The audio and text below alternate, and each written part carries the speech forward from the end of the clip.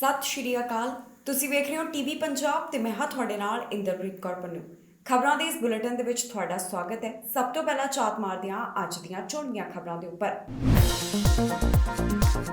ਨਸ਼ੇ ਦੇ ਮਾਮਲੇ ਦੇ ਵਿੱਚ ਪੰਜਾਬੀ ਗ੍ਰਿਫਤਾਰ, ਇੱਕ ਪੰਜਾਬੀ ਔਰਤ ਵੀ ਕੀਤੀ ਕਾਬੂ।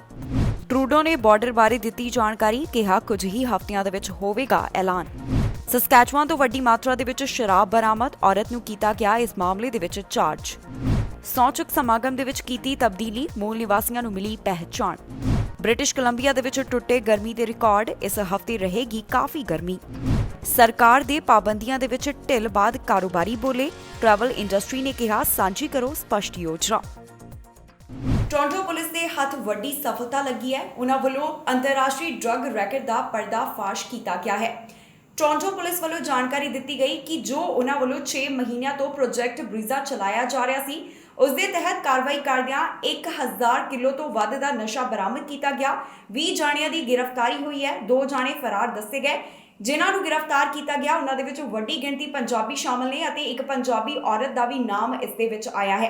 ਪੁਲਿਸ ਨੇ ਇਹ ਵੀ ਜਾਣਕਾਰੀ ਦਿੱਤੀ ਹੈ ਕਿ ਇਹ ਜੋ ਨਸ਼ੇ ਉਹਨਾਂ ਵੱਲੋਂ ਬਰਾਮਦ ਕੀਤੇ ਗਏ, ਇਸ ਦੀ ਸਟਰੀਟ ਵੈਲਿਊ $61 ਮਿਲੀਅਨ ਤੋਂ ਵੱਧ ਦੀ ਬਣਦੀ ਹੈ। ਇਸ ਮਾਮਲੇ ਦੇ ਵਿੱਚ ਟੋਰਾਂਟੋ ਪੁਲਿਸ ਵੱਲੋਂ 182 ਚਾਰਜ ਲਗਾਏ ਗਏ ਨੇ। ਨਸ਼ਿਆਂ ਦੇ ਮਾਮਲੇ ਸੰਬੰਧੀ ਟੋਰਾਂਟੋ ਪੁਲਿਸ ਦੇ ਹੱਥ ਵੱਡੀ ਸਫਲਤਾ ਲੱਗੀ ਹੈ। ਟੋਰਾਂਟੋ ਪੁਲਿਸ ਵੱਲੋਂ ਵੱਡੇ ਡਰੱਗ ਰੈਕਟ ਦਾ ਪਰਦਾਫਾਸ਼ ਕੀਤਾ ਗਿਆ, ਜਿਸ ਦੇ ਵਿੱਚ ਵੱਡੀ ਗਿਣਤੀ ਪੰਜਾਬੀਆਂ ਨੂੰ ਗ੍ਰਿਫਤਾਰ ਕੀਤਾ ਗਿਆ ਹੈ। ਟੋਰਾਂਟੋ ਪੁਲਿਸ ਵੱਲੋਂ ਇਸ ਦੀ ਸਾਰੀ ਜਾਣਕਾਰੀ ਪ੍ਰੈਸ ਰਿਲੀਜ਼ ਦੇ ਵਿੱਚ ਸਾਂਝੀ ਕੀਤੀ ਗਈ ਹੈ। ਜਾਣਕਾਰੀ ਦੇ ਮੁਤਾਬਕ 1000 ਕਿਲੋਗ੍ਰਾਮ ਕੋਕੇਨ, ਕ੍ਰਿਸਟਲ ਮੈਥ ਅਤੇ ਮੈਰੀਜੁਆਨਾ ਇਹਨਾਂ ਦੇ ਕੋਲੋਂ ਬਰਾਮਦ ਕੀਤਾ ਗਿਆ। ਜਾਣਕਾਰੀ ਦੇ ਮੁਤਾਬਕ ਪੁਲਿਸ ਵੱਲੋਂ ਕੁੱਲ 182 ਚਾਰਜ ਲਗਾਏ ਗਏ ਹਨ, ਜਿਨ੍ਹਾਂ ਨੂੰ ਇਸ ਮਾਮਲੇ ਦੇ ਵਿੱਚ ਜਾਣੀ ਕਿ ਨਸ਼ਿਆਂ ਦੇ ਮਾਮਲੇ ਦੇ ਵਿੱਚ ਗ੍ਰਿਫਤਾਰ ਕੀਤਾ ਗਿਆ ਹੈ। ਉਹਨਾਂ ਦੇ ਨਾਮ ਕੁਝ ਇਸ ਤਰ੍ਹਾਂ ਹਨ: ਬ੍ਰੈਂਪਟਨ ਤੋਂ ਗੁਰਬਖਸ਼ ਸਿੰਘ ਗਰੇਵਾਲ, ਕੈਲੇਡਨ ਤੋਂ ਹਰਬਲਜੀਤ ਸਿੰਘ ਤੂਰ, ਕੈਲੇਡਨ ਤੋਂ ਅਮਰਵੀਰ ਸਿੰਘ ਸਰਕਾਰੀਆ, ਕੈਲੇਡਨ ਤੋਂ ਹਰਬਿੰਦਰ ਭੁੱਲਰ ਨਾਮ ਦੀ ਔਰਤ, ਕਿਚਨਰ ਤੋਂ ਸਰਜੰਟ ਸਿੰਘ ਧਾਲੀਵਾਲ, ਕਿਚਨਰ ਤੋਂ ਗੁਰਮਨਪ੍ਰੀਤ ਗਰੇਵਾਲ, ਬ੍ਰੈਂਪਟਨ ਤੋਂ ਸੁਖਵੰਤ ਬਰਾੜ, ਬ੍ਰੈਂਪਟਨ ਤੋਂ ਪਰਮਿੰਦਰ ਗਿੱਲ, ਟੋਰਾਂਟੋ ਤੋਂ ਰਿਆਨ, ਟੋਰਾਂਟੋ ਤੋਂ ਜਾਮਲ, ਟੋਰਾਂਟੋ ਤੋਂ ਡੈਮੋ ਸਰਚਵੈਲ, ਵੌਨ ਤੋਂ ਸੈਮਿਤ ਹਾਈਸਾ, ਟੋਰਾਂਟੋ ਤੋਂ ਹਨੀਫ ਜਮਾਲ, ਟੋਰਾਂਟੋ ਤੋਂ ਵੀਜੇ ਹੁੰਗ, ਟੋਰਾਂਟੋ ਤੋਂ ਨਦੀਮ ਲੀਲਾ, ਟੋਰਾਂਟੋ ਤੋਂ ਯੂਸਫ ਲੀਲਾ, ਟੋਰਾਂਟੋ ਤੋਂ ਐਂਡਰਿਊ ਵਿਲੀਅਮ, ਇਹਨਾਂ ਸਭ ਨੂੰ ਪੁਲਿਸ ਵੱਲੋਂ ਗ੍ਰਿਫਤਾਰ ਕੀਤਾ ਗਿਆ ਹੈ। ਨਾਲ ਹੀ ਪੁਲਿਸ ਵੱਲੋਂ ਇਹ ਵੀ ਜਾਣਕਾਰੀ ਸਾਂਝੀ ਕੀਤੀ ਗਈ ਹੈ ਕਿ 2 ਜਾਣੇ ਫਿਲਹਾਲ ਫਰਾਰ ਹਨ। ਟੋਰਾਂਟੋ ਪੁਲਿਸ ਵੱਲੋਂ 6 ਮਹੀਨੇ ਤੋਂ ਪ੍ਰੋਜੈਕਟ ਬ੍ਰੀਜ਼ਾ ਚਲਾਇਆ ਜਾ ਰਿਹਾ ਸੀ, ਜਿਸ ਦੇ ਤਹਿਤ ਉਨ੍ਹਾਂ ਵੱਲੋਂ ਇੱਕ ਅੰਤਰਰਾਸ਼ਟਰੀ ਡਰੱਗ ਰੈਕਟ ਦਾ ਪਰਦਾਫਾਸ਼ ਕੀਤਾ ਗਿਆ ਹੈ। ਪੁਲਿਸ ਵੱਲੋਂ 444 kilo cocaine, 182 kilo crystal math, 427 kilo ਭੰਗ ਜਿਸ ਨੂੰ ਮੈਰੀਜੁਆਨਾ ਕਿਹਾ ਜਾਂਦਾ ਹੈ, 300 ਆਕਸੀਕੋਡੋਨ ਪਿਲਸ, $9,66,020 ਦੇ ਕਰੀਬ ਕੈਨੇਡੀਅਨ ਕਰੰਸੀ, 21 ਵਾਹਨ ਜਿਸ ਦੇ ਵਿੱਚ 5 ਟਰੈਕਟਰ ਟ੍ਰੇਲਰ ਵੀ ਸ਼ਾਮਲ ਨੇ, ਇੱਕ ਫਾਇਰਆਰਮ ਇਹਨਾਂ ਤੋਂ ਬਰਾਮਦ ਕੀਤੀ ਗਈ ਹੈ। ਜਾਣਕਾਰੀ ਦੇ ਲਈ ਦੱਸ ਦਈਏ ਕਿ operation Toronto police, Montreal police, York police, Ontario provincial police ਅਤੇ ਕੈਨੇਡੀਅਨ ਬਾਰਡਰ ਅਧਿਕਾਰੀਆਂ ਵੱਲੋਂ ਚਲਾਇਆ ਜਾ ਰਿਹਾ ਸੀ। ਇਸ ਆਪਰੇਸ਼ਨ ਦੀ ਸ਼ੁਰੂਆਤ ਨਵੰਬਰ 2020 ਦੇ ਦੌਰਾਨ ਕੀਤੀ ਗਈ ਸੀ। ਨਸ਼ਾ ਮੈਕਸੀਕੋ ਤੇ ਕੈਲੀਫੋਰਨੀਆ ਤੋਂ ਲਿਆ ਕੇ ਕੈਨੇਡਾ ਦੇ ਵੱਖ-ਵੱਖ ਸ਼ਹਿਰਾਂ ਦੇ ਵਿੱਚ ਭੇਜਿਆ ਜਾਂਦਾ ਸੀ।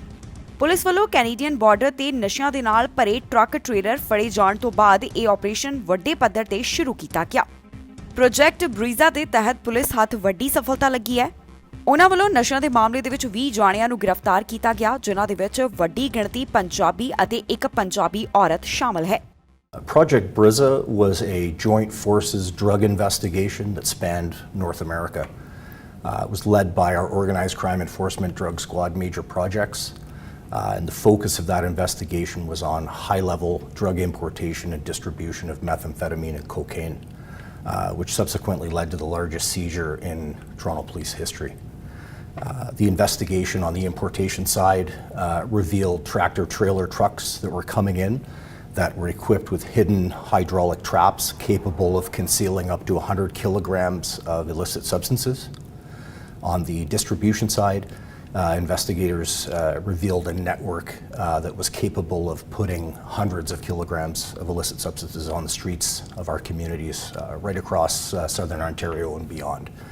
And as I said, the result of that yielded just over 1,000 kilograms of drugs, cocaine, methamphetamine, marijuana, with a street value of just under $63 million. But I think the most important piece that doesn't get talked about are the harms and the carnage that kind of amount of drugs causes, the number of overdoses, the number of people that end up in our emergency rooms, the family members that suffer harm and trauma from the violence quite often that plagues our streets as a result of the drug trafficking that happens. So that, I think, is really important. And I'd also like to address the fact that a project of this scope and size is not possible without collaboration and partnerships. And on that note, I want to thank, on behalf of the Toronto Police Service, I want to thank the Government of Ontario, CISO for their support. I want to thank our partners at the Asian Organized Crime Task Force, the Ontario Provincial Police, York Regional Police, and Canada Border Services. We also received assistance across the country from the RCMP. We received assistance from Windsor Police, Fintrac, and Service de Police de la Ville de Montréal. Merci. And also I'd like to thank our American partners at Department of Homeland Security, as well as the Drug Enforcement Administration. ਪ੍ਰਧਾਨ ਮੰਤਰੀ Justin Trudeau ਵੱਲੋਂ border ਸੰਬੰਧੀ ਜਾਣਕਾਰੀ ਦਿੱਤੀ ਗਈ ਹੈ। ਉਹਨਾਂ ਦਾ ਕਹਿਣਾ ਹੈ ਕਿ ਇਸ ਬਾਰਡਰ ਦੇ ਬਾਰੇ ਅਪਡੇਟ ਮਹੀਨੇ ਬਾਅਦ ਨਹੀਂ ਬਲਕਿ ਕੁਝ ਹੀ ਹਫ਼ਤਿਆਂ ਦੇ ਦੌਰਾਨ ਸਾਂਝੀ ਕੀਤੀ ਜਾਵੇਗੀ। ਮਾਰਚ 2020 ਤੋਂ ਹੀ ਕਰੋਨਾ ਵਾਇਰਸ ਦੇ ਕਾਰਨ ਗੈਰ ਜ਼ਰੂਰੀ ਆਵਾਜਾਈ ਦੇ ਵਾਸਤੇ ਇਸ ਬਾਰਡਰ ਨੂੰ ਬੰਦ ਕੀਤਾ ਹੋਇਆ ਹੈ, ਪਰ ਲਗਾਤਾਰ ਸਰਕਾਰ ਤੋਂ ਮੰਗ ਕੀਤੀ ਜਾ ਰਹੀ ਹੈ ਕਿ ਜਲਦ ਇਸ ਬਾਰਡਰ ਨੂੰ ਖੋਲ੍ਹਿਆ ਜਾਵੇ ਤੇ ਪ੍ਰਧਾਨ ਮੰਤਰੀ ਜਸਟਿਨ ਟਰੂਡੋ ਦਾ ਵੀ ਕਹਿਣਾ ਹੈ ਕਿ ਜਲਦ ਹੀ ਇਸ ਸੰਬੰਧੀ ਹੁਣ ਐਲਾਨ ਕੀਤਾ ਜਾਵੇਗਾ। ਪ੍ਰਧਾਨ ਮੰਤਰੀ ਜਸਟਿਨ ਟਰੂਡੋ ਵੱਲੋਂ ਜਾਣਕਾਰੀ ਦਿੱਤੀ ਗਈ ਹੈ ਕਿ ਕੈਨੇਡੀਅਨ US ਬਾਰਡਰ ਖੋਲ੍ਹਣ ਦੇ ਬਾਰੇ ਵਿੱਚ ਸਰਕਾਰ ਯੋਜਨਾ ਕਦੋਂ ਲੈ ਕੇ ਆਵੇਗੀ। ਪ੍ਰਧਾਨ ਮੰਤਰੀ ਜਸਟਿਨ ਟਰੂਡੋ ਵੱਲੋਂ ਪ੍ਰੈਸ ਕਾਨਫਰੰਸ ਦੇ ਵਿੱਚ ਬੋਲਦਿਆਂ ਜਾਣਕਾਰੀ ਸਾਂਝੀ ਕੀਤੀ ਗਈ ਹੈ। ਉਹਨਾਂ ਦਾ ਕਹਿਣਾ ਹੈ ਕਿ ਕੈਨੇਡਾ US ਬਾਰਡਰ ਖੋਲ੍ਹਣ ਸੰਬੰਧੀ ਯੋਜਨਾ ਕੁਝ ਹੀ ਹਫ਼ਤਿਆਂ ਦੇ ਵਿੱਚ ਸਾਂਝੀ ਕੀਤੀ ਜਾਵੇਗੀ। ਹਾਲ ਹੀ ਦੇ ਵਿੱਚ ਫੈਡਰਲ ਸਰਕਾਰ ਵੱਲੋਂ ਫੁੱਲੀ ਵੈਕਸੀਨੇਟਿਡ ਕੈਨੇਡੀਅਨਸ ਦੇ ਲਈ ਆਪਣੀ ਯੋਜਨਾ ਸਾਂਝੀ ਕੀਤੀ ਗਈ ਹੈ। ਸਰਕਾਰ ਵੱਲੋਂ ਜੋ ਕਰੋਨਾ ਵਾਇਰਸ ਕਾਰਨ ਯਾਤਰਾ ਸੰਬੰਧੀ ਪਾਬੰਦੀਆਂ ਲਗਾਈਆਂ ਗਈਆਂ ਸਨ, ਉਸ ਦੇ ਵਿੱਚ ਢਿੱਲ ਦੇਣ ਦੀ ਸ਼ੁਰੂਆਤ ਕਰ ਦਿੱਤੀ ਗਈ ਹੈ। ਇਸੇ ਦੇ ਤਹਿਤ ਸਰਕਾਰ ਵੱਲੋਂ ਫੇਜ਼ 1 ਦੇ ਅਧੀਨ ਫੁੱਲੀ ਵੈਕਸੀਨੇਟਿਡ ਕੈਨੇਡੀਅਨਸ ਦੇ ਲਈ ਕੁਆਰੰਟੀਨ ਨੂੰ ਖਤਮ ਕੀਤਾ ਗਿਆ ਹੈ ਤੇ ਹੁਣ ਪ੍ਰਧਾਨ ਮੰਤਰੀ ਜਸਟਿਨ ਟਰੂਡੋ ਨੇ ਬਾਰਡਰ ਸੰਬੰਧੀ ਇਹੀ ਜਾਣਕਾਰੀ ਦਿੱਤੀ ਹੈ ਕਿ ਕੁਝ ਹੀ ਹਫ਼ਤਿਆਂ ਦੇ ਵਿੱਚ ਇਸ ਬਾਰਡਰ ਸੰਬੰਧੀ ਵੀ ਐਲਾਨ ਕੀਤਾ ਜਾਵੇਗਾ। ਟਰੂਡੋ ਵੱਲੋਂ ਸੰਕੇਤ ਦਿੱਤਾ ਗਿਆ ਹੈ ਕਿ ਕੁਝ ਹੀ ਹਫ਼ਤਿਆਂ ਦੌਰਾਨ ਹੁਣ ਇੱਕ ਚੰਗੀ ਖੁਸ਼ਖਬਰੀ ਕੈਨੇਡੀਅਨਸ ਦੇ ਨਾਲ ਸਾਂਝੀ ਕੀਤੀ ਜਾਵੇਗੀ, ਪਰ ਬਾਰਡਰ ਕਦੋਂ ਖੋਲ੍ਹਿਆ ਜਾਵੇਗਾ ਅਤੇ ਇਸ ਸੰਬੰਧੀ ਯੋਜਨਾ ਕਦੋਂ ਐਲਾਨ ਕੀਤੀ ਜਾਵੇਗੀ, ਇਸ ਦੇ ਬਾਰੇ ਅਜੇ ਕੋਈ ਵੀ ਤਾਰੀਖ ਸਰਕਾਰ ਵੱਲੋਂ ਸਾਂਝੀ ਨਹੀਂ ਕੀਤੀ ਗਈ।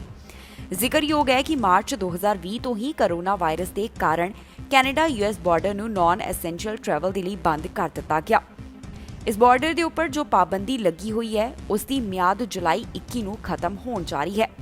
ਕੈਨੇਡਾ ਅਤੇ ਅਮਰੀਕਾ ਦੇ ਕਾਰੋਬਾਰੀ ਲਗਾਤਾਰ ਸਰਕਾਰ ਦੇ ਉੱਪਰ ਦਬਾਅ ਬਣਾ ਰਹੇ ਨੇ ਕਿ ਜਲਦ ਹੀ ਇਸ ਬਾਰਡਰ ਨੂੰ ਖੋਲ੍ਹਿਆ ਜਾਵੇ।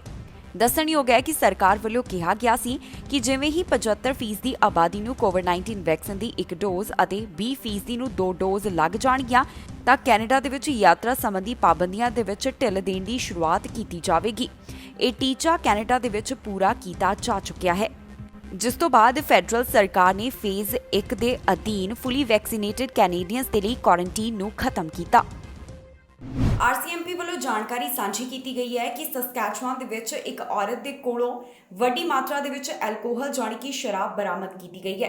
RCMP ਵੱਲੋਂ ਜਦੋਂ ਵਾਹਨ ਰੁਕਵਾਇਆ ਗਿਆ, ਉਸ ਦੀ ਚੈਕਿੰਗ ਕੀਤੀ ਗਈ ਤੇ ਇਸ ਦੇ ਵਿੱਚੋਂ ਕਈ ਬੋਤਲਾਂ ਸ਼ਰਾਬ ਦੀਆਂ ਪੁਲਿਸ ਨੂੰ ਬਰਾਮਦ ਹੋਈਆਂ। ਇਸ ਮਾਮਲੇ ਦੇ ਵਿੱਚ ਹੁਣ ਔਰਤ ਦੇ ਉੱਪਰ ਚਾਰਜ ਲਗਾਏ ਗਏ ਨੇ ਤੇ ਕੋਰਟ ਦੇ ਵਿੱਚ ਉਸ ਦੀ ਪੇਸ਼ੀ ਵੀ ਤੈਅ ਕੀਤੀ ਗਈ ਹੈ। ਮਾਮਲਾ ਸਸਕੈਚੁਆਨ ਤੋਂ ਸਾਹਮਣੇ ਆਇਆ, ਜਿੱਥੇ ਔਰਤ ਦੇ ਕੋਲੋਂ ਸ਼ਰਾਬ ਬਰਾਮਦ ਕੀਤੀ ਗਈ ਹੈ। RCMP ਦੇ ਹੱਥ ਵੱਡੀ ਸਫਲਤਾ ਲੱਗੀ, ਜਿੱਥੇ ਉਹਨਾਂ ਵੱਲੋਂ ਵਾਹਨ ਦੀ ਚੈਕਿੰਗ ਦੇ ਦੌਰਾਨ ਸ਼ਰਾਬ ਬਰਾਮਦ ਕੀਤੀ ਗਈ। ਸਾਊਥ ਐਂਡ RCMP ਨੇ ਜਾਣਕਾਰੀ ਸਾਂਝੀ ਕੀਤੀ, ਜਿੱਥੇ ਉਹਨਾਂ ਨੇ ਦੱਸਿਆ ਕਿ ਨਾਰਦਰਨ ਸਸਕੈਚੁਆਨ ਤੋਂ ਵੱਡੀ ਮਾਤਰਾ ਦੇ ਵਿੱਚ ਐਲਕੋਹਲ ਬਰਾਮਦ ਕੀਤੀ ਗਈ। ਮਾਊਂਟੀਜ਼ ਨੇ ਦੱਸਿਆ ਕਿ ਜੂਨ 19 ਨੂੰ ਉਹਨਾਂ ਵੱਲੋਂ ਹਾਈਵੇ 102 ਦੇ ਉੱਪਰ ਇੱਕ ਵਾਹਨ ਰੁਕਵਾਇਆ ਗਿਆ। ਜਦੋਂ ਇਸ ਵਾਹਨ ਦੀ ਤਲਾਸ਼ੀ ਲਈ ਗਈ ਤਾਂ ਇਸ ਦੇ ਵਿੱਚੋਂ ਸ਼ਰਾਬ ਦੀਆਂ ਬੋਤਲਾਂ ਬਰਾਮਦ ਹੋਈਆਂ। ਆਫੀਸਰਸ ਦੇ ਵੱਲੋਂ 31,750 ਮਿਲੀਲੀਟਰ ਵਿਸਕੀ ਦੀਆਂ ਬੋਤਲਾਂ, 2.71 ਲੀਟਰ ਵਿਸਕੀ ਦੀਆਂ ਬੋਤਲਾਂ, 3 1 ਲੀਟਰ ਅਤੇ 12 single serving bottles of coolers, ਇੱਕ 24 ਬੋਤਲਾਂ ਵਾਲਾ ਬੀਅਰ ਦਾ ਪੈਕ ਨਾਲ ਹੀ 3 ਮਿਕੀਜ਼ ਆਫ ਅਸੌਰਟਡ ਲਿਕਰ ਬਰਾਮਦ ਕੀਤੀ ਗਈ। ਇਸ ਮਾਮਲੇ ਦੇ ਵਿੱਚ ਮੈਰੀ ਨਾਮ ਦੀ ਔਰਤ ਨੂੰ ਚਾਰਜ ਕੀਤਾ ਗਿਆ ਹੈ, ਜਿਸ ਦੇ ਉੱਪਰ 1 ਕਾਊਂਟ ਆਫ ਸੈਲਿੰਗ ਔਰ ਆਫਰਿੰਗ ਟੂ ਸੈਲ ਅਤੇ ਹੋਰ ਵੀ ਚਾਰਜ ਲਗਾਇਆ ਗਿਆ। ਹੁਣ ਇਸ ਔਰਤ ਦੀ ਕੋਰਟ ਦੇ ਵਿੱਚ ਪੇਸ਼ੀ ਸਤੰਬਰ 20 ਨੂੰ ਹੋਵੇਗੀ। ਕੈਨੇਡਾ ਵੱਲੋਂ ਸਹੁੰ ਚੁੱਕ ਸਮਾਗਮ ਦੇ ਵਿੱਚ ਤਬਦੀਲੀ ਕੀਤੀ ਗਈ ਹੈ, ਜਿਸ ਤੋਂ ਬਾਅਦ ਮੂਲ ਨਿਵਾਸੀਆਂ ਨੂੰ ਪਹਿਚਾਣ ਮਿਲੇਗੀ। Canada the oath of citizenship ਦੇ ਵਿੱਚ ਹੁਣ ਫਰਸਟ ਨੇਸ਼ਨਸ ਨੂੰ ਰੈਕੋਗਨਾਈਜ਼ ਕੀਤਾ ਜਾਵੇਗਾ। Canada the oath of citizenship ਵੱਲੋਂ ਫਰਸਟ ਨੇਸ਼ਨਸ ਨੂੰ ਰੈਕੋਗਨਾਈਜ਼ ਕੀਤਾ ਗਿਆ। ਇੱਕ ਨਿਊਜ਼ ਰਿਲੀਜ਼ ਦੇ ਵਿੱਚ ਸਾਰੀ ਜਾਣਕਾਰੀ ਸਾਹਮਣੇ ਆਈ ਹੈ, ਜਿੱਥੇ ਉਹਨਾਂ ਨੇ ਕਿਹਾ ਕਾਲ ਟੂ ਐਕਸ਼ਨ 94 ਉੱਪਰ ਸਾਡਾ ਪ੍ਰਤੀਕਰਮ ਕਾਫੀ ਮੁਸ਼ਕਿਲ ਸਮੇਂ ਦੇ ਵਿੱਚ ਆਇਆ ਹੈ। ਸਾਡਾ ਕੰਮ ਉਹਨਾਂ ਵਾਸਤੇ ਅਨਵੈਲਕਮ ਰਿਮਾਈਂਡਰ ਹੋ ਸਕਦਾ ਹੈ ਜਿਨ੍ਹਾਂ ਦੀਆਂ ਪੀੜ੍ਹੀਆਂ ਵੱਲੋਂ ਕਾਫੀ ਕੁਝ ਸਹਿਨ ਕੀਤਾ ਗਿਆ, ਜਿਸ ਦਾ ਮਤਲਬ ਹੈ ਕਿ ਮੂਲ ਨਿਵਾਸੀ ਸਰਕਾਰ ਦੀਆਂ ਨੀਤੀਆਂ ਦੇ ਕਾਰਨ ਕਾਫੀ ਹੱਦ ਤੱਕ ਪ੍ਰਭਾਵਿਤ ਹੋਏ ਨੇ। ਉਹਨਾਂ ਕਿਹਾ ਕਿ ਜੇਕਰ ਕਿਸੇ ਨੂੰ ਵੀ ਮਦਦ ਦੀ ਜ਼ਰੂਰਤ ਹੈ ਤਾਂ ਉਹ ਸਾਡੇ ਨਾਲ ਸੰਪਰਕ ਕਰ ਸਕਦਾ ਹੈ, ਜਿਸ ਦੇ ਵਾਸਤੇ ਉਹਨਾਂ ਨੇ ਕਿਹਾ ਹੈ ਕਿ ਸਾਡੇ ਨਾਲ 1855242331 ਦੇ ਉੱਪਰ ਸੰਪਰਕ ਕੀਤਾ ਜਾ ਸਕਦਾ ਹੈ, ਜਿਸ ਤੋਂ ਬਾਅਦ ਉਹ ਮੂਲ ਨਿਵਾਸੀਆਂ ਦੀ ਮਦਦ ਕਰਨਗੇ। ਇਹ ਨੰਬਰ 24 ਘੰਟੇ ਉਪਲਬਧ ਰਹੇਗਾ। ਹਾਲ ਹੀ ਦੇ ਵਿੱਚ ਕੈਨੇਡਾ ਦੇ ਇਮੀਗ੍ਰੇਸ਼ਨ ਮੰਤਰੀ ਵੱਲੋਂ ਇਹ ਜਾਣਕਾਰੀ ਦਿੱਤੀ ਗਈ ਹੈ ਕਿ BC8 ਬਿੱਲ ਨੂੰ ਲਾਅ ਬਣਾ ਦਿੱਤਾ ਗਿਆ, ਜਿਸ ਦਾ ਮਤਲਬ ਹੈ ਕਿ Canada the oath of citizenship ਹੁਣ ਫਰਸਟ ਨੇਸ਼ਨਸ ਨੂੰ ਰੈਕੋਗਨਾਈਜ਼ ਕਰੇਗੀ। ਬ੍ਰਿਟਿਸ਼ ਕੋਲੰਬੀਆ ਦੇ ਵਿੱਚ ਇਸ ਹਫ਼ਤੇ ਕਾਫੀ ਗਰਮੀ ਰਹਿਣ ਵਾਲੀ ਹੈ। ਪਿਛਲੇ ਗਰਮੀ ਦੇ ਰਿਕਾਰਡ ਬ੍ਰਿਟਿਸ਼ ਕੋਲੰਬੀਆ ਦੇ ਵਿੱਚ ਟੁੱਟੇ ਨੇ। এনवायरमेंट ਕੈਨੇਡਾ ਵੱਲੋਂ ਇਸ ਸੰਬੰਧੀ ਸਾਰੀ ਜਾਣਕਾਰੀ ਸਾਂਝੀ ਕੀਤੀ ਗਈ ਹੈ, ਜਿੱਥੇ ਉਹਨਾਂ ਨੇ ਇਹ ਦੱਸਿਆ ਹੈ ਕਿ ਇਸ ਹਫ਼ਤੇ ਹੁਣ ਗਰਮੀ ਰਹਿਣ ਵਾਲੀ ਹੈ। ਬਾਕੀ ਇਸ ਵੈਦਰ ਦੇ ਬਾਰੇ ਜਾਣਕਾਰੀ ਸਾਰੀ ਦੱਸਾਂਗੇ ਇਸ ਖਬਰ ਦੇ ਵਿੱਚ। ਬ੍ਰਿਟਿਸ਼ ਕੋਲੰਬੀਆ ਦੇ ਵਿੱਚ ਗਰਮੀਆਂ ਦੀ ਸ਼ੁਰੂਆਤ ਹੋ ਗਈ ਹੈ ਅਤੇ ਬ੍ਰਿਟਿਸ਼ ਕੋਲੰਬੀਆ ਦੇ ਵਿੱਚ ਸੋਮਵਾਰ ਨੂੰ ਹੀਟ ਵੇਵ ਵੱਲੋਂ ਕਈ ਹੌਟ ਵੈਦਰ ਰਿਕਾਰਡ ਤੋੜੇ ਗਏ ਨੇ। Environment and climate change Canada ਵੱਲੋਂ ਇਸ ਸੰਬੰਧੀ ਜਾਣਕਾਰੀ ਸਾਂਝੀ ਕੀਤੀ ਗਈ ਹੈ, ਜਿੱਥੇ ਉਹਨਾਂ ਨੇ ਜਾਣਕਾਰੀ ਦਿੱਤੀ ਹੈ ਕਿ ਤਾਪਮਾਨ 36.1 ਡਿਗਰੀ ਸੈਲਸੀਅਸ ਦੇ ਉੱਪਰ ਪਹੁੰਚ ਗਿਆ, ਜੋ ਕਿ 1975 ਦੇ ਵਿੱਚ 35.6 ਡਿਗਰੀ ਸੈਲਸੀਅਸ ਸੀ। ਐਪਸਫੋਰਡ ਦੇ ਵਿੱਚ ਟੈਂਪਰੇਚਰ 30.8 ਡਿਗਰੀ ਸੈਲਸੀਅਸ ਰਿਹਾ, ਜਿਸ ਵੱਲੋਂ ਪੁਰਾਣਾ ਰਿਕਾਰਡ ਤੋੜਿਆ ਗਿਆ ਹੈ। ਕਲਿੰਟਨ ਦੇ ਵਿੱਚ ਤਾਪਮਾਨ 29.7 ਡਿਗਰੀ ਸੈਲਸੀਅਸ ਦਰਜ ਕੀਤਾ ਗਿਆ। ਸੇਸ਼ਲਟ ਏਰੀਆ ਦੇ ਵਿੱਚ 27.9 ਡਿਗਰੀ ਸੈਲਸੀਅਸ, ਵਿਕਟੋਰੀਆ ਗੌਨਜ਼ੇਟਸ ਏਰੀਆ ਦੇ ਵਿੱਚ 28.9 ਡਿਗਰੀ ਸੈਲਸੀਅਸ, ਵਾਈਟ ਰੌਕ ਦੇ ਵਿੱਚ ਤਾਪਮਾਨ 27 ਡਿਗਰੀ ਸੈਲਸੀਅਸ ਦਰਜ ਕੀਤਾ ਗਿਆ। Environment and climate change Canada ਦਾ ਕਹਿਣਾ ਹੈ ਕਿ ਇਸ ਹਫ਼ਤੇ ਕੋਈ ਵੀ ਹੀਟ ਵਾਰਨਿੰਗ ਜਾਰੀ ਨਹੀਂ ਕੀਤੀ ਗਈ ਸੀ। ਉਹਨਾਂ ਦੱਸਿਆ ਕਿ ਕੈਲੋਵਨਾ ਦੇ ਵਿੱਚ ਸ਼ਨੀਵਾਰ ਅਤੇ ਐਤਵਾਰ ਨੂੰ ਤਾਪਮਾਨ 38 ਡਿਗਰੀ ਸੈਲਸੀਅਸ ਦੇ ਉੱਪਰ ਪਹੁੰਚ ਸਕਦਾ ਹੈ। এনवायरमेंट ਕੈਨੇਡਾ ਦਾ ਕਹਿਣਾ ਹੈ ਕਿ ਇਸ ਵੀਕਐਂਡ ਗਰਮੀ ਰਹਿਣ ਵਾਲੀ ਹੈ। ਹਾਲ ਹੀ ਦੇ ਵਿੱਚ ਕੈਨੇਡਾ ਸਰਕਾਰ ਵੱਲੋਂ ਫੁੱਲੀ ਵੈਕਸੀਨੇਟਡ ਦੇ ਵਾਸਤੇ ਕੁਆਰੰਟਾਈਨ ਤੋਂ ਰਾਹਤ ਦੀ ਯੋਜਨਾ ਸਾਂਝੀ ਕੀਤੀ ਗਈ ਹੈ, ਪਰ ਇਸ ਦੇ ਉੱਪਰ ਜੋ ਟਰੈਵਲ ਇੰਡਸਟਰੀ ਦੇ ਨਾਲ ਜੁੜੇ ਹੋਏ ਨੇ ਉਹਨਾਂ ਦਾ ਕਹਿਣਾ ਹੈ ਕਿ ਸਰਕਾਰ ਨੇ ਅਜੇ ਸਪਸ਼ਟ ਜਾਣਕਾਰੀ ਸਾਂਝੀ ਨਹੀਂ ਕੀਤੀ ਗਈ, ਕਿਉਂਕਿ ਕੋਰੋਨਾ ਵਾਇਰਸ ਦੇ ਕਰਕੇ ਟਰੈਵਲ ਇੰਡਸਟਰੀ ਸਭ ਤੋਂ ਵੱਧ ਪ੍ਰਭਾਵਿਤ ਹੋਈ ਹੈ ਤੇ ਸਰਕਾਰ ਨੂੰ ਇਸ ਬਾਰੇ ਵੀ ਇੱਕ ਸਪਸ਼ਟ ਯੋਜਨਾ ਸਾਂਝੀ ਕਰਨੀ ਚਾਹੀਦੀ ਹੈ। ਕੈਨੇਡਾ ਸਰਕਾਰ ਵੱਲੋਂ ਜੋ ਕੋਵਿਡ-19 ਬਾਰਡਰ ਰੂਲ ਸਾਂਝੇ ਕੀਤੇ ਗਏ ਨੇ, ਉਸ ਦੇ ਉੱਪਰ ਟਰੈਵਲ ਇੰਡਸਟਰੀ ਦਾ ਕਹਿਣਾ ਹੈ ਕਿ ਇਹ ਯੋਜਨਾ ਅਜੇ ਸਪਸ਼ਟ ਨਹੀਂ ਸਾਂਝੀ ਕੀਤੀ ਗਈ। ਟਰੈਵਲ ਇੰਡਸਟਰੀ ਦਾ ਕਹਿਣਾ ਹੈ ਕਿ ਜੋ ਫੈਡਰਲ ਸਰਕਾਰ ਵੱਲੋਂ ਫੁੱਲੀ ਵੈਕਸੀਨੇਟਡ ਕੈਨੇਡੀਅਨਸ ਦੇ ਲਈ ਨਵੀਂ ਯੋਜਨਾ ਲਿਆਂਦੀ ਗਈ ਹੈ, ਉਹ ਇੱਕ ਸਹੀ ਕਦਮ ਹੈ, ਪਰ ਇਸ ਦੇ ਵਿੱਚ ਅਜੇ ਕਲੈਰਿਟੀ ਦੀ ਕਮੀ ਹੈ। ਉਹਨਾਂ ਦਾ ਕਹਿਣਾ ਹੈ ਕਿ ਸਰਕਾਰ ਵੱਲੋਂ ਬਿਜ਼ਨੈਸਿਸ ਨੂੰ ਅਜੇ ਕਲੈਰਿਟੀ ਨਹੀਂ ਦਿੱਤੀ ਗਈ। ਔਟਵਾ ਵੱਲੋਂ ਐਲਾਨ ਕੀਤਾ ਜਾ ਚੁੱਕਿਆ ਹੈ ਕਿ ਜੁਲਾਈ 5 ਤੋਂ ਜਿਹੜੇ ਫੁੱਲੀ ਵੈਕਸੀਨੇਟਡ ਟਰੈਵਲਰਸ ਕੈਨੇਡਾ ਦੇ ਵਿੱਚ ਐਂਟਰ ਹੋਣਗੇ, ਉਹਨਾਂ ਨੂੰ ਹੁਣ ਕੁਆਰੰਟਾਈਨ ਕਰਨ ਦੀ ਜ਼ਰੂਰਤ ਨਹੀਂ ਹੋਵੇਗੀ। ਇਹ ਨਵੇਂ ਨਿਯਮ ਕੈਨੇਡੀਅਨ ਸਿਟੀਜ਼ਨਸ, ਪਰਮਾਨੈਂਟ ਰੈਜ਼ੀਡੈਂਟਸ ਅਤੇ ਜਿਹੜੇ ਇੰਡੀਅਨ ਐਕਟ ਦੇ ਅਧੀਨ ਰਜਿਸਟਰਡ ਹਨ, ਉਹਨਾਂ ਦੇ ਉੱਪਰ ਲਾਗੂ ਹੁੰਦੇ ਨੇ। ਇਹਨਾਂ ਯਾਤਰੀਆਂ ਨੂੰ ਆਪਣੀ ਵੈਕਸੀਨੇਸ਼ਨ ਦਾ ਪ੍ਰੂਫ ਜਮ੍ਹਾਂ ਕਰਵਾਉਣਾ ਹੋਏਗਾ, ਜਿਸ ਤੋਂ ਬਾਅਦ ਉਹਨਾਂ ਨੂੰ ਕੈਨੇਡਾ ਦੇ ਵਿੱਚ ਕੁਆਰੰਟਾਈਨ ਤੋਂ ਰਾਹਤ ਦਿੱਤੀ ਜਾਵੇਗੀ। ਕਾਰੋਬਾਰ ਦੇ ਨਾਲ ਜੁੜੇ ਹੋਏ ਕਾਰੋਬਾਰੀਆਂ ਵੱਲੋਂ ਇਸ ਤੋਂ ਬਾਅਦ ਆਪਣੀ ਡਿਸਅਪਾਇੰਟਮੈਂਟ ਦਿਖਾਈ ਜਾ ਰਹੀ ਹੈ। ਉਹਨਾਂ ਦਾ ਕਹਿਣਾ ਹੈ ਕਿ ਇਸ ਯੋਜਨਾ ਦੇ ਵਿੱਚ ਅਜੇ ਵੀ ਕਲੈਰਿਟੀ ਦੀ ਕਮੀ ਹੈ, ਜੋ ਕਿ ਕਲੈਰਿਟੀ ਸਰਕਾਰ ਵੱਲੋਂ ਟੂਰਿਜ਼ਮ ਇੰਡਸਟਰੀ ਨੂੰ ਨਹੀਂ ਦਿੱਤੀ ਗਈ। ਜਿਹੜੇ ਟੂਰਿਜ਼ਮ ਇੰਡਸਟਰੀ ਦੇ ਨਾਲ ਜੁੜੇ ਹੋਏ ਨੇ, ਉਹਨਾਂ ਵੱਲੋਂ ਇਹ ਕਿਹਾ ਜਾ ਰਿਹਾ ਹੈ ਕਿ ਕੋਰੋਨਾ ਵਾਇਰਸ ਦੇ ਕਾਰਨ ਇਹ ਇੰਡਸਟਰੀ ਕਾਫੀ ਜ਼ਿਆਦਾ ਪ੍ਰਭਾਵਿਤ ਹੋਈ ਹੈ, ਜਿਸ ਵਾਸਤੇ ਉਹਨਾਂ ਵੱਲੋਂ ਇੱਕ ਸਪਸ਼ਟ ਰੀਓਪਨਿੰਗ ਪਲਾਨ ਦੀ ਮੰਗ ਕੀਤੀ ਜਾ ਰਹੀ ਹੈ। ਇਹਨਾਂ ਵੱਲੋਂ ਕਿਹਾ ਜਾ ਰਿਹਾ ਹੈ ਕਿ ਕੋਰੋਨਾ ਵਾਇਰਸ ਕਾਰਨ ਸਭ ਤੋਂ ਪਹਿਲਾਂ ਵੀ ਟੂਰਿਜ਼ਮ ਇੰਡਸਟਰੀ ਪ੍ਰਭਾਵਿਤ ਹੋਈ ਹੈ ਤੇ ਉਹਨਾਂ ਨੂੰ ਰਿਕਵਰ ਹੋਣ ਦੇ ਵਿੱਚ ਵੀ ਸਭ ਤੋਂ ਵੱਧ ਸਮਾਂ ਲੱਗ ਰਿਹਾ ਹੈ। ਉਹਨਾਂ ਵੱਲੋਂ ਕਿਹਾ ਜਾ ਰਿਹਾ ਹੈ ਕਿ ਟੂਰਿਜ਼ਮ ਸੈਕਟਰ ਸਭ ਤੋਂ ਵੱਧ ਰਿਕਵਰ ਹੋਵੇਗਾ। ਪ੍ਰਧਾਨ ਮੰਤਰੀ ਜਸਟਿਨ ਟਰੂਡੋ ਵੱਲੋਂ ਪ੍ਰੈਸ ਕਾਨਫਰੰਸ ਦੇ ਦੌਰਾਨ ਕਰੋਨਾ ਵਾਇਰਸ ਦੇ ਹਾਲਾਤਾਂ ਦੇ ਨਾਲ ਜਾਣੂ ਕਰਵਾਇਆ ਗਿਆ। ਉਹਨਾਂ ਦਾ ਕਹਿਣਾ ਹੈ ਕਿ ਪੈਂਡੇਮਿਕ ਅਜੇ ਵੀ ਖਤਮ ਨਹੀਂ ਹੋਇਆ, ਇਸ ਕਰਕੇ ਸਾਨੂੰ ਅਜੇ ਵੀ ਕਰੋਨਾ ਵਾਇਰਸ ਤੋਂ ਬਚਾਅ ਕਰਨਾ ਜ਼ਰੂਰੀ ਹੈ। ਨਾਲ ਹੀ ਉਹਨਾਂ ਵੱਲੋਂ ਵੈਕਸੀਨੇਸ਼ਨ ਦੇ ਬਾਰੇ ਵੀ ਜਾਣਕਾਰੀ ਸਾਂਝੀ ਕੀਤੀ ਗਈ ਹੈ। ਪ੍ਰੈਸ ਕਾਨਫਰੰਸ ਦੇ ਵਿੱਚ ਬੋਲਦਿਆਂ ਪ੍ਰਧਾਨ ਮੰਤਰੀ ਜਸਟਿਨ ਟਰੂਡੋ ਵੱਲੋਂ ਕੈਨੇਡਾ ਦੇ ਕਰੋਨਾ ਵਾਇਰਸ ਦੇ ਹਾਲਾਤਾਂ ਦੇ ਨਾਲ ਜਾਣੂ ਕਰਵਾਇਆ ਗਿਆ। ਇਸ ਮੌਕੇ ਪ੍ਰਧਾਨ ਮੰਤਰੀ ਜਸਟਿਨ ਟਰੂਡੋ ਵੱਲੋਂ ਉਸ ਯੋਜਨਾ ਦੀ ਜਾਣਕਾਰੀ ਸਾਂਝੀ ਕੀਤੀ ਗਈ ਜੋ ਕਿ ਕੈਨੇਡਾ ਸਰਕਾਰ ਨੇ ਫੁੱਲੀ ਵੈਕਸੀਨੇਟਡ ਦੇ ਵਾਸਤੇ ਸਪਸ਼ਟ ਕੀਤੀ ਹੈ। ਪ੍ਰਧਾਨ ਮੰਤਰੀ ਜਸਟਿਨ ਟਰੂਡੋ ਨੇ ਕਿਹਾ ਕਿ ਸਰਕਾਰ ਵੱਲੋਂ ਫੇਜ਼ 1 ਦੇ ਅਧੀਨ ਜੋ ਕਰੋਨਾ ਪਾਬੰਦੀਆਂ ਦੇ ਵਿੱਚ ਢਿੱਲ ਦਿੱਤੀ ਜਾ ਰਹੀ ਹੈ ਉਸ ਦੀ ਸਪਸ਼ਟ ਯੋਜਨਾ ਐਲਾਨ ਦਿੱਤੀ ਗਈ ਹੈ। ਇਸ ਯੋਜਨਾ ਦੇ ਤਹਿਤ ਹੁਣ ਜੁਲਾਈ 5 ਤੋਂ ਜਿਹੜੇ ਵੀ ਫੁੱਲੀ ਵੈਕਸੀਨੇਟਡ ਯਾਤਰੀ ਕੈਨੇਡਾ ਦੇ ਵਿੱਚ ਦਾਖਲ ਹੋਣਗੇ ਉਹਨਾਂ ਨੂੰ ਹੋਟਲ ਦੇ ਵਿੱਚ ਕੁਆਰੰਟਾਈਨ ਨਹੀਂ ਕਰਨਾ ਹੋਏਗਾ। ਇਸ ਵਾਸਤੇ ਜ਼ਰੂਰੀ ਹੈ ਕਿ ਉਹਨਾਂ ਦੇ ਕੋਵਿਡ-19 ਵੈਕਸੀਨ ਦੀ ਦੋਨੋਂ ਡੋਜ਼ ਲੱਗੀਆਂ ਹੋਣ ਜੋ ਕਿ ਯਾਤਰਾ ਤੋਂ 14 ਦਿਨ ਪਹਿਲਾਂ ਲੱਗੀਆਂ ਹੋਣੀਆਂ ਚਾਹੀਦੀਆਂ ਨੇ। ਪ੍ਰਧਾਨ ਮੰਤਰੀ ਨੇ ਇਹ ਵੀ ਜ਼ਿਕਰ ਕੀਤਾ ਹੈ ਕਿ ਚਾਹੇ ਉਹਨਾਂ ਦੀ ਸਰਕਾਰ ਵੱਲੋਂ ਢਿੱਲ ਦੇਣ ਦੀ ਸ਼ੁਰੂਆਤ ਕਰ ਦਿੱਤੀ ਗਈ ਹੈ, ਪਰ ਸਾਨੂੰ ਇਹ ਯਾਦ ਰੱਖਣਾ ਚਾਹੀਦਾ ਹੈ ਕਿ ਪੈਂਡੇਮਿਕ ਜਾਣੀ ਕਿ ਕਰੋਨਾ ਵਾਇਰਸ ਅਜੇ ਖਤਮ ਨਹੀਂ ਹੋਇਆ। ਵੈਕਸੀਨ ਦੇ ਬਾਰੇ ਜਾਣਕਾਰੀ ਦਿੰਦਿਆਂ ਉਹਨਾਂ ਨੇ ਕਿਹਾ ਕਿ 75% ਤੋਂ ਵੱਧ ਨੂੰ ਕੋਵਿਡ-19 ਵੈਕਸੀਨ ਦੀ 1 ਡੋਜ਼ ਅਤੇ 21% ਤੋਂ ਵੱਧ ਨੂੰ 2 ਡੋਜ਼ ਲੱਗ ਚੁੱਕੀਆਂ ਨੇ। ਨਾਲ ਹੀ ਉਹਨਾਂ ਨੇ ਦੱਸਿਆ ਹੈ ਕਿ ਜੂਨ ਮਹੀਨੇ ਦੇ ਆਖਿਰ ਤੱਕ ਕੈਨੇਡਾ ਦੇ ਕੋਲ 50 ਮਿਲੀਅਨ ਡੋਜ਼ ਆਉਣਗੀਆਂ ਤੇ ਜੁਲਾਈ ਆਖਿਰ ਤੱਕ ਕੈਨੇਡਾ ਨੂੰ 68 ਮਿਲੀਅਨ ਡੋਜ਼ ਮਿਲਣਗੀਆਂ। We shared the first phase of our plan to safely ease our border measures for Canadians who are fully vaccinated. To be considered fully vaccinated for travel, you must have received a full series of a vaccine or a combination of 2 vaccines at least 14 days before entering the country, and the vaccines you got must be approved in Canada. As of July 5th, Canadian travellers who have submitted proof of full vaccination will no longer have to quarantine at a hotel or at home.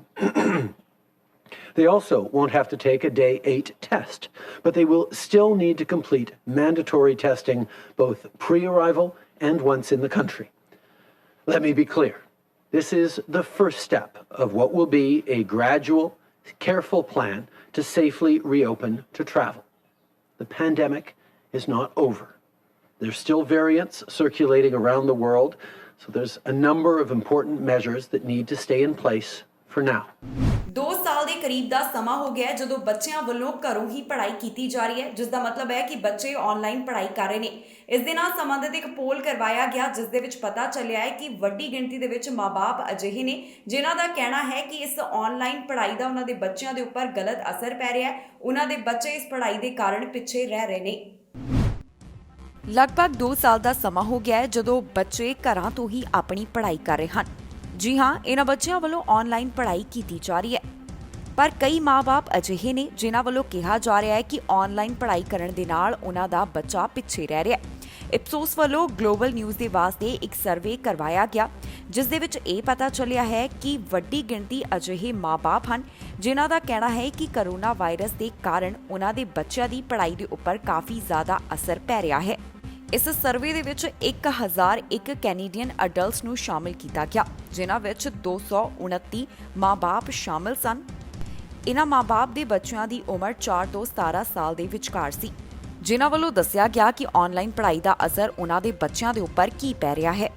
ਇਸ ਪੋਲ ਤੋਂ ਪਤਾ ਚੱਲਿਆ ਹੈ ਕਿ 41% ਅਜਿਹੇ ਮਾਂ-ਬਾਪ ਨੇ ਜਿਨ੍ਹਾਂ ਵੱਲੋਂ ਕਿਹਾ ਗਿਆ ਕਿ ਘਰੋਂ ਜੋ ਆਨਲਾਈਨ ਪੜ੍ਹਾਈ ਕੀਤੀ ਜਾ ਰਹੀ ਹੈ ਉਹ ਉਹਨਾਂ ਦੇ ਬੱਚਿਆਂ ਦੇ ਵਾਸਤੇ ਬਿਹਤਰ ਹੈ। 67% ਕੈਨੇਡੀਅਨਸ ਦਾ ਕਹਿਣਾ ਹੈ ਕਿ ਇਸ ਦੇ ਨਾਲ ਉਹਨਾਂ ਦੇ ਬੱਚਿਆਂ ਦੇ ਫਿਊਚਰ ਦੇ ਉੱਪਰ ਕਾਫੀ ਅਸਰ ਪੈ ਰਿਹਾ ਹੈ। 60% ਮਾਂ-ਬਾਪ ਇਹ ਮੰਨਦੇ ਨੇ ਕਿ ਇਸ ਦੇ ਨਾਲ ਜਾਣੀ ਕਿ ਆਨਲਾਈਨ ਪੜ੍ਹਾਈ ਦੇ ਨਾਲ ਉਹਨਾਂ ਦੇ ਬੱਚੇ ਕਾਫੀ ਪਿੱਛੇ ਰਹਿ ਰਹੇ ਨੇ। ਪੋਲ ਦੇ ਮੁਤਾਬਕ 69% ਮਾਂ-ਬਾਪ ਇਹ ਮੰਨਦੇ ਨੇ ਕਿ ਈ-ਲਰਨਿੰਗ ਦੇ ਨਾਲ ਉਹਨਾਂ ਦੇ ਬੱਚਿਆਂ ਦੇ ਦਿਮਾਗ ਦੇ ਉੱਪਰ ਅਸਰ ਪੈ ਰਿਹਾ ਹੈ, ਜਾਣੀ ਕਿ ਉਹਨਾਂ ਦੀ ਮੈਂਟਲ ਹੈਲਥ ਪ੍ਰਭਾਵਿਤ ਹੋ ਰਹੀ ਹੈ। ਕੁਝ ਮਾਂ-ਬਾਪ ਵੱਲੋਂ ਇਹ ਵੀ ਕਿਹਾ ਜਾ ਰਿਹਾ ਹੈ ਕਿ ਆਨਲਾਈਨ ਪੜ੍ਹਾਈ ਨੂੰ ਇੱਕ ਵਿਕਲਪ ਜਾਣੀ ਕਿ ਆਪਸ਼ਨ ਦੇ ਤਰੀਕੇ ਹੀ ਵਰਤਿਆ ਜਾਣਾ ਚਾਹੀਦਾ ਹੈ। ਕੈਨੇਡਾ ਦੇ ਵੱਖ-ਵੱਖ ਸੂਬਿਆਂ ਵੱਲੋਂ ਆਪਣੇ ਰੀਓਪਨਿੰਗ ਪਲਾਨ ਸਾਂਝੇ ਕਰ ਦਿੱਤੇ ਗਏ ਨੇ। ਸਰਕਾਰ ਵੱਲੋਂ ਵੀ ਹੁਣ ਪਾਬੰਦੀਆਂ ਦੇ ਵਿੱਚ ਢਿੱਲ ਦੇਣ ਦੀ ਯੋਜਨਾ ਸਾਂਝੀ ਕੀਤੀ ਜਾ ਰਹੀ ਹੈ, ਜਿਸ ਦੇ ਤਹਿਤ ਜੋ ਪਹਿਲਾਂ ਉਹਨਾਂ ਵੱਲੋਂ ਐਲਾਨ ਕੀਤਾ ਗਿਆ ਉਸ ਦੇ ਵਿੱਚ ਫੁੱਲੀ ਵੈਕਸੀਨੇਟਡ ਹੁਣ ਕੁਆਰੰਟੀਨ ਤੋਂ ਉਹਨਾਂ ਨੂੰ ਰਾਹਤ ਦਿੱਤੀ ਗਈ ਹੈ। ਪਰ ਇੱਕ ਪੋਲ ਦੇ ਵਿੱਚ ਇਹ ਗੱਲ ਨਿਕਲ ਕੇ ਸਾਹਮਣੇ ਆਈ ਹੈ ਕਿ ਵੱਡੀ ਗਿਣਤੀ ਅਜਿਹੇ ਕੈਨੇਡੀਅਨਸ ਨੇ ਜਿਨ੍ਹਾਂ ਦਾ ਕਹਿਣਾ ਹੈ ਕਿ ਚਾਹੇ ਵੈਕਸੀਨੇਸ਼ਨ ਜ਼ਿਆਦਾ ਹੋ ਰਹੀ ਹੈ ਪਰ ਫਿਰ ਵੀ ਸਰਕਾਰ ਨੂੰ ਸਾਰੀਆਂ ਪਾਬੰਦੀਆਂ ਨਹੀਂ ਹਟਾਉਣੀਆਂ ਚਾਹੀਦੀਆਂ। ਵੱਡੀ ਗਿਣਤੀ ਕੈਨੇਡੀਅਨਸ ਅਜਿਹੇ ਨੇ ਜਿਨ੍ਹਾਂ ਵੱਲੋਂ ਕਿਹਾ ਜਾ ਰਿਹਾ ਹੈ ਕਿ ਵੈਕਸੀਨ ਲੱਗਣ ਦੇ ਬਾਅਦ ਵੀ ਪਾਬੰਦੀਆਂ ਜਾਰੀ ਰਹਿਣੀਆਂ ਚਾਹੀਦੀਆਂ ਨੇ। ਇਸ ਸਭ ਦਾ ਖੁਲਾਸਾ ਇੱਕ ਪੋਲ ਦੇ ਵਿੱਚ ਹੋਇਆ ਹੈ। ਪੋਲ ਤੋਂ ਪਤਾ ਚੱਲਿਆ ਹੈ ਕਿ 2/3 ਕੈਨੇਡੀਅਨਸ ਅਜਿਹੇ ਨੇ ਜਿਨ੍ਹਾਂ ਦਾ ਕਹਿਣਾ ਹੈ ਕਿ ਸਰਕਾਰ ਵੱਲੋਂ ਸਾਰੀਆਂ ਪਾਬੰਦੀਆਂ ਦੇ ਵਿੱਚ ਢਿੱਲ ਨਹੀਂ ਦਿੱਤੀ ਜਾਣੀ ਚਾਹੀਦੀ। ਲੈਜਰ ਵੱਲੋਂ ਆਨਲਾਈਨ ਸਰਵੇ ਕਰਵਾਇਆ ਗਿਆ, ਜਿਸ ਦੇ ਵਿੱਚ ਇਹ ਨਿਕਲ ਕੇ ਸਾਹਮਣੇ ਆਇਆ ਹੈ ਕਿ 69% ਕੈਨੇਡੀਅਨਸ ਅਜਿਹੇ ਹਨ ਜਿਨ੍ਹਾਂ ਦਾ ਕਹਿਣਾ ਹੈ ਕਿ ਚਾਹੇ ਵੈਕਸੀਨ ਲੱਗ ਰਹੀ ਹੈ ਪਰ ਫਿਰ ਵੀ ਸਰਕਾਰ ਨੂੰ ਸਾਰੀਆਂ ਪਾਬੰਦੀਆਂ ਨਹੀਂ ਹਟਾਉਣੀਆਂ ਚਾਹੀਦੀਆਂ। ਇਸ ਪੋਲ ਦੇ ਵਿੱਚ 1542 ਅਡਲਟਸ ਨੂੰ ਸ਼ਾਮਿਲ ਕੀਤਾ ਗਿਆ। ਇਹ ਸਰਵੇ ਜੂਨ 18 ਤੋਂ ਜੂਨ 20 ਦੇ ਵਿਚਕਾਰ ਕਰਵਾਇਆ ਗਿਆ। ਇਸ ਪੋਲ ਦੇ ਵਿੱਚ ਇਹ ਵੀ ਪਤਾ ਚੱਲਿਆ ਹੈ ਕਿ ਕੋਰੋਨਾ ਵਾਇਰਸ ਦੇ ਕਾਰਨ ਕਿੰਨੇ ਲੋਕ ਕਿਸ ਤਰ੍ਹਾਂ ਪ੍ਰਭਾਵਿਤ ਹੋਏ ਨੇ। 63% ਕੈਨੇਡੀਅਨਸ ਅਜਿਹੇ ਹਨ ਜਿਨ੍ਹਾਂ ਦੀ ਕੋਰੋਨਾ ਵਾਇਰਸ ਦੇ ਕਾਰਨ ਮੈਂਟਲ ਹੈਲਥ ਕਾਫੀ ਪ੍ਰਭਾਵਿਤ ਹੋਈ ਹੈ। 36% ਕੈਨੇਡੀਅਨਸ ਦਾ ਕਹਿਣਾ ਹੈ ਕਿ ਉਹ ਹੁਣ ਕਸਰਤ ਘੱਟ ਕਰ ਰਹੇ ਨੇ। 39% ਕੈਨੇਡੀਅਨਸ ਦਾ ਕਹਿਣਾ ਹੈ ਕਿ ਕੋਰੋਨਾ ਵਾਇਰਸ ਦੇ ਦੌਰਾਨ ਉਹਨਾਂ ਦਾ ਭਾਰ ਵੱਧ ਗਿਆ। 16% ਅਜਿਹੇ ਨੇ ਜਿਨ੍ਹਾਂ ਵੱਲੋਂ ਜ਼ਿਆਦਾ ਬੂਜ਼ ਪੀਤੀ ਜਾ ਰਹੀ ਹੈ। 9% ਅਜਿਹੇ ਕੈਨੇਡੀਅਨਸ ਵੀ ਹਨ ਜਿਨ੍ਹਾਂ ਵੱਲੋਂ ਕੋਰੋਨਾ ਕਾਰਨ ਵੱਧ ਸਮੋਕਿੰਗ ਕੀਤੀ ਜਾ ਰਹੀ ਹੈ। ਇਸ ਪੋਲ ਦੇ ਵਿੱਚ ਇਹ ਵੀ ਖੁਲਾਸਾ ਹੋਇਆ ਹੈ ਕਿ ਕਈ ਅਜਿਹੇ ਕੈਨੇਡੀਅਨਸ ਵੀ ਹਨ ਜਿਨ੍ਹਾਂ ਵੱਲੋਂ ਕੋਰੋਨਾ ਵਾਇਰਸ ਦੇ ਦੌਰਾਨ ਪਹਿਲਾਂ ਦੇ ਮੁਕਾਬਲੇ ਹੁਣ ਵੱਧ ਖਰਚਾ ਕੀਤਾ ਜਾ ਰਿਹਾ ਹੈ। ਇਸ ਖਬਰ ਦੇ ਵਿੱਚ ਜਾਣਕਾਰੀ ਤੁਹਾਡੇ ਨਾਲ ਸਾਂਝੀ ਕਰਾਂਗੇ ਕਿ ਕੈਨੇਡਾ ਦੇ ਕਿਸ ਹਿੱਸੇ ਤੋਂ ਕਿੰਨੇ ਕੋਰੋਨਾ ਵਾਇਰਸ ਦੇ ਮਾਮਲੇ ਸਾਹਮਣੇ ਆਏ, ਸੂਬਿਆਂ ਦੇ ਕੋਰੋਨਾ ਵਾਇਰਸ ਦੇ ਹਾਲਾਤਾਂ ਦੇ ਨਾਲ ਜਾਣੂ ਕਰਵਾਵਾਂਗੇ। ਨਾਲ ਹੀ ਕੈਨੇਡਾ ਦੇ ਵਿੱਚ ਜੋ ਕੇਸਿਸ ਓਵਰਵਿਊ ਹੈ ਉਹ ਵੀ ਇਸ ਖਬਰ ਦੇ ਵਿੱਚ ਸਾਂਝਾ ਕਰਾਂਗੇ। ontario ਤੋਂ 24 ਘੰਟਿਆਂ ਦੌਰਾਨ 296 ਕੋਰੋਨਾ ਵਾਇਰਸ ਦੇ ਮਾਮਲੇ ਸਾਹਮਣੇ ਆਏ। ਹੁਣ ਤੱਕ ਪ੍ਰੋਵਿੰਸ ਦੇ ਵਿੱਚ 5,42,764 ਕੋਰੋਨਾ ਦੇ ਮਾਮਲੇ ਸਾਹਮਣੇ ਆ ਚੁੱਕੇ ਨੇ। ਵਾਟਰਲੂ ਰੀਜਨ ਤੋਂ 61, ਯਾਰਕ ਰੀਜਨ ਤੋਂ 37, ਪੀਲ ਰੀਜਨ ਤੋਂ 20 ਮਾਮਲਿਆਂ ਦੀ ਪੁਸ਼ਟੀ ਹੋਈ ਹੈ। ਹੁਣ ਤੱਕ ਸੂਬੇ ਦੇ ਵਿੱਚ 9,082 ਜਾਨਾਂ ਇਸ ਵਾਇਰਸ ਦੇ ਕਾਰਨ ਜਾ ਚੁੱਕੀਆਂ ਨੇ। ontario ਦੇ ਵਿੱਚ ਹੁਣ ਤੱਕ 5,30,434 ਕੋਰੋਨਾ ਦੇ ਰਿਕਵਰਡ ਮਾਮਲੇ ਨੇ। ਹਸਪਤਾਲ ਦੇ ਵਿੱਚ 334 ਮਰੀਜ਼ਾਂ ਦੀ ਗਿਣਤੀ ਹੈ, ਜਿਨ੍ਹਾਂ ਵਿੱਚੋਂ 314 ਇੰਟੈਂਸਿਵ ਕੇਅਰ ਅਧੀਨ ਅਤੇ 202 ਵੈਂਟੀਲੇਟਰ ਦੇ ਉੱਪਰ ਨੇ। ਕਿਊਬੈਕ ਤੋਂ 24 ਘੰਟਿਆਂ ਦੌਰਾਨ 84 ਕੋਰੋਨਾ ਵਾਇਰਸ ਦੇ ਮਾਮਲੇ ਸਾਹਮਣੇ ਆਏ ਅਤੇ 4 ਜਾਨਾਂ ਇਸ ਵਾਇਰਸ ਦੇ ਕਾਰਨ ਗਈਆਂ ਨੇ। ਹੁਣ ਤੱਕ ਪ੍ਰੋਵਿੰਸ ਦੇ ਵਿੱਚ 3,74,095 ਕੋਰੋਨਾ ਦੇ ਕੁੱਲ ਮਾਮਲੇ ਸਾਹਮਣੇ ਆ ਚੁੱਕੇ ਨੇ। 11,195 ਜਾਨਾਂ ਇਸ ਵਾਇਰਸ ਦੇ ਕਾਰਨ ਜਾ ਚੁੱਕੀਆਂ ਨੇ। ਹਸਪਤਾਲ ਦੇ ਵਿੱਚ 161 ਮਰੀਜ਼ਾਂ ਦੀ ਗਿਣਤੀ ਹੈ, ਜਿਨ੍ਹਾਂ ਵਿੱਚੋਂ 40 ਇੰਟੈਂਸਿਵ ਕੇਅਰ ਅਧੀਨ ਹਨ।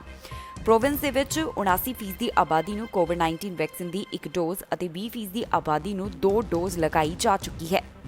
ਕੈਨੇਡਾ ਵਿੱਚ ਹੁਣ ਤੱਕ 14.1 ਮਿਲੀਅਨ ਦੇ ਕਰੀਬ ਕੁੱਲ ਕੋਰੋਨਾ ਦੇ ਮਾਮਲੇ ਸਾਹਮਣੇ ਆ ਚੁੱਕੇ ਨੇ।